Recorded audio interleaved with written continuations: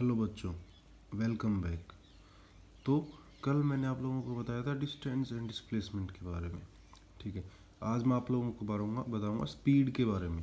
ठीक है, स्पीड भी आप लोग पहले पढ़ चुके हो, वो क्यों ही है, जैसे 9th क्लास में आप लोग पढ़ के आए थे।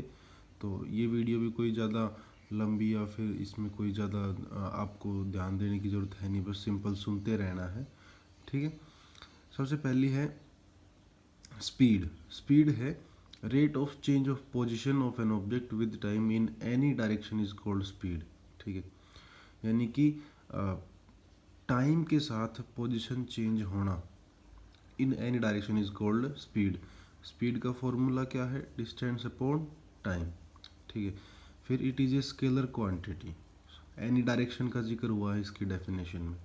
तो किसी भी डायरेक्शन का मतलब इसकी कोई पर्टिकुलर एक डायरेक्शन नहीं है, और पर्टिकुलर एक डायरेक्शन नहीं है तो एक ऐसी क्वांटिटी है, स्केलर क्वांटिटी है। ठीक है, its SI unit is metre per second. SI unit आप निकाल सकते हो, डिस्टेंस की एसआई यूनिट मीटर होती है और टाइम की एसआई यूनिट सेकंड होती है। तो एसआई यूनिट क्या हो जाएगी? Metre per second. It's CGS unit is centimetre पर सेकंड। ऐसे डिस्टेंस को आप सेंटीमीटर में लिख दीजिए। ठीक, इसका डायमेंशन फॉर्मूला, डिस्टेंस का डायमेंशन फॉर्मूला एल होता है और टाइम का डायमेंशन फॉर्मूला टी होता है। एम यहाँ पे एब्सेंट है, मास। ठीक है, तो डायमेंशन टी को आप ऊपर लेके जाओगे तो -1 हो जाएगा। तो इसका डायमेंशन फॉर्मूला क्या हो जाएगा? m0 L1 T-1। ठीक है, अब टाइप्स ऑफ स्पीड। ठीक है, टाइप ऑफ स्पीड में सबसे पहला टाइप है यूनिफॉर्म स्पीड। ठीक है, यूनिफॉर्म स्पीड में आप लोग क्या पढ़ते हो?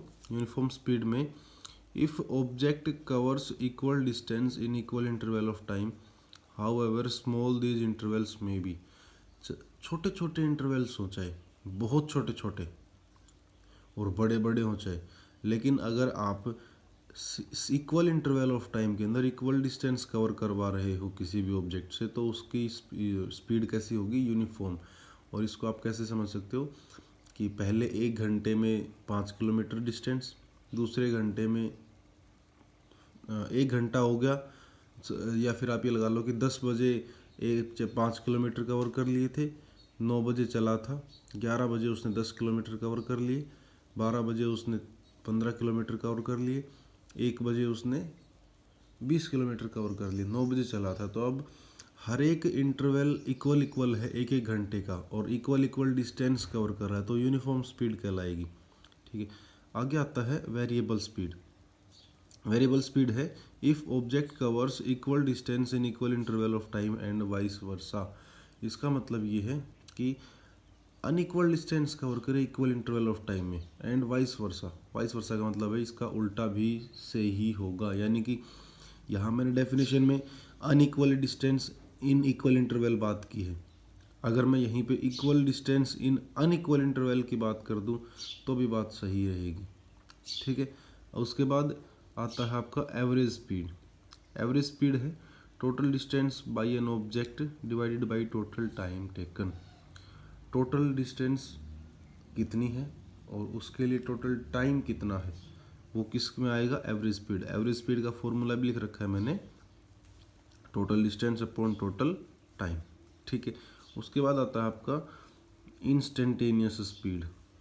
इंस्टेंटेनियस स्पीड क्या होता है? The speed of an object at any particular instant of time. ठीक है, ये आप ऐसे समझ सकते हो कि मान लो आप घर से चले हो स्कूल के लिए।